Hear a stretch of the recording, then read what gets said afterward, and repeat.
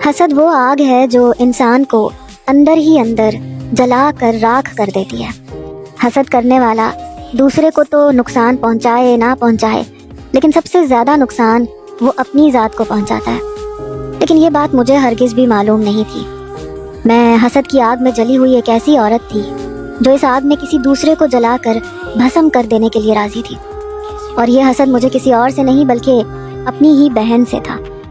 وہ رشتہ جو جنم سے ساتھ ہوتا ہے، وہ رشتہ جو شاید اس دنیا میں سب سے خاص ہوتا ہے، مجھے اسی رشتے سے سب سے زیادہ نفرت اور حسد ہو چکا تھا۔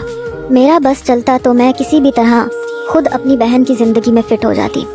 جیسے کوئی کسی کا لباس پہنتا ہے نا، بالکل ویسے ہی میں اپنی بہن کی زندگی کو پہننا چاہتی تھی، ان رنگوں کو اوڑھنا چاہتی تھی جو میری بہن کی زندگی میں تھے۔ اور اسی آگ میں جل کر میں نے وہ کچھ کر دیا جو شاید کوئی بہن اپنی بہن کے ساتھ نہیں کر سکتی۔ میں نے اپنی بہن کو نئے کپڑے چیک کرنے کے لیے اپنے کمرے میں بھیجا اور آہستہ سے دروازے کی کنڈی باہر سے لگا دی۔ میرے اندر ایک آگ جل رہی تھی اور اب اس آگ کو بجھانے کا وقت آ گیا تھا۔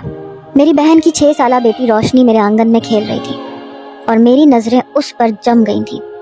مجھے اپنی طرف دیکھتا ہوا پا کر روشنی مسکرا کے کہنے لگی، خالہ جانی آپ بھی میرے ساتھ کھیلیں نا۔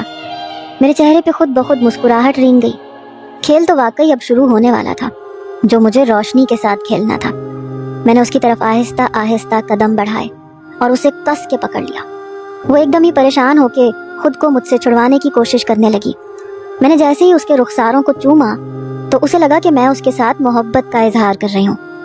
اس نے مچلنا بند کر دیا، کھلکھلا کے ہنسنے لگی، اس بات سے پوری طرح بے خبر کہ آنے والے لمحوں میں اس کی خالہ اس کے ساتھ کیا کرنے والی ہے۔ میں نے روشنی کو کس کے پکڑا ہوا تھا اور ماضی کا ایک ایک لمحہ میری آنکھوں کے سامنے گھوم رہا تھا۔ میرا نام روشنا ہے اور میری ایک بڑی بہن رامین ہے۔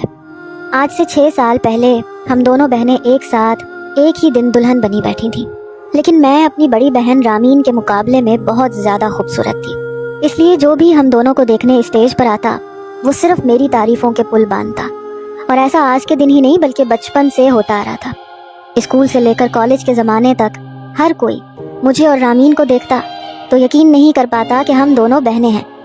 وہ بابا کی طرح سانولی سلونی سی تھی اور میں اپنی اماں کی طرح گوری چٹی۔ ہمارے نقوش میں بھی واضح فرق ہونے کی وجہ سے ہر جگہ میں ممتاز نظر آتی تھی اور وہ احساس کمتری کا شکار ہو گئی تھی۔ رامین نے خود کو خود ہی کمرے میں بند کر لیا تھا، نہ وہ دنیا کے سامنے جاتی تھی نہ کسی سے بات چیت کرتی۔ اس نے تو کالج کی پڑھائی کا آخری سال بھی ادھورا چھوڑ دیا تھا۔